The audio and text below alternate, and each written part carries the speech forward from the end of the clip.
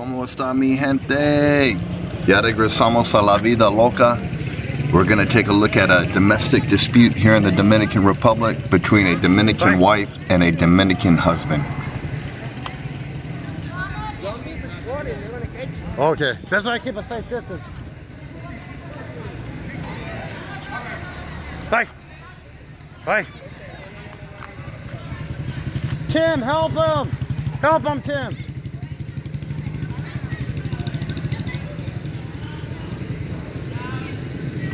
¿Ella va a matarlo o no? Oh.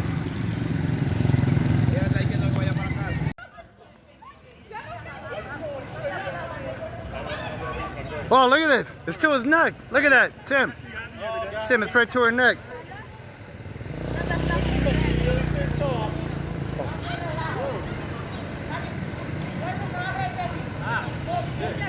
Van a matarlo.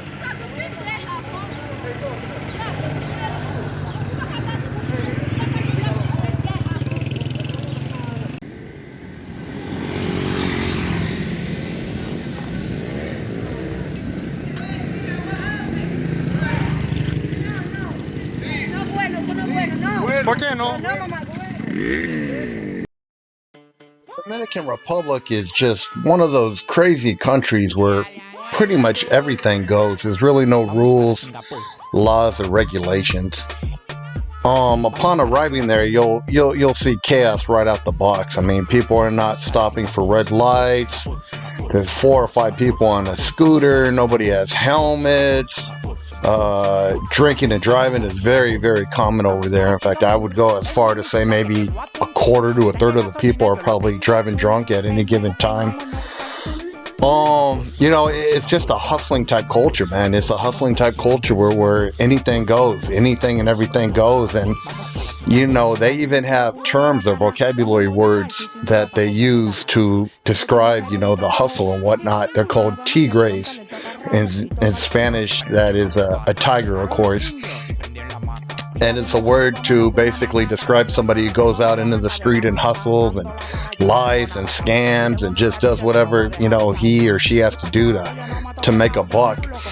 And unfortunately, foreigners are definitely the number one target out there. If you're a foreigner or a gringo, as they call them, you're going to be targeted, And the thing that really makes it so frightening out there is that the police a lot of times are in on these scams, or they will always side with the locals on these scams. So if you ever get into a confrontation with one of the locals and the local threatens the police on you, which they do quite often, usually over financial disputes, the cops are going to come and they're going to arrest you if you don't pay whatever it is that they're asking for.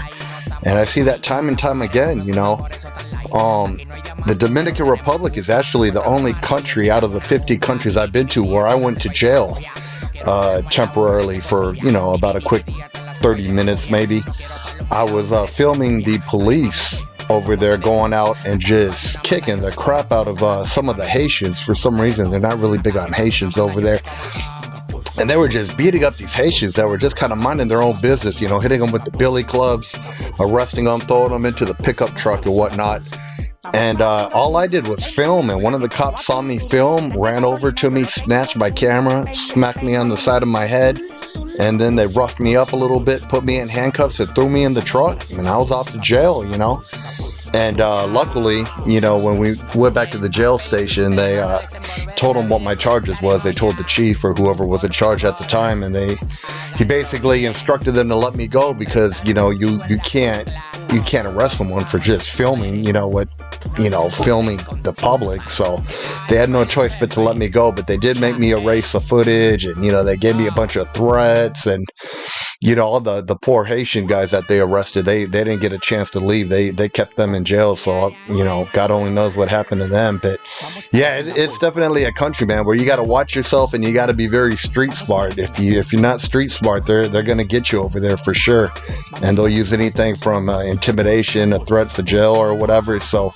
a lot of tourists who go there, they'll stay in the resort spots of like Punta Cana, in the confined areas of the resort, you know, which is a good idea if you're not too savvy, you know, travel wise. But yeah, you got to be up on your game when you're over there for sure, you know. La vida en Singapur es más bacana, andamos descalzos y sin ropa como me da la gana. Tengo 10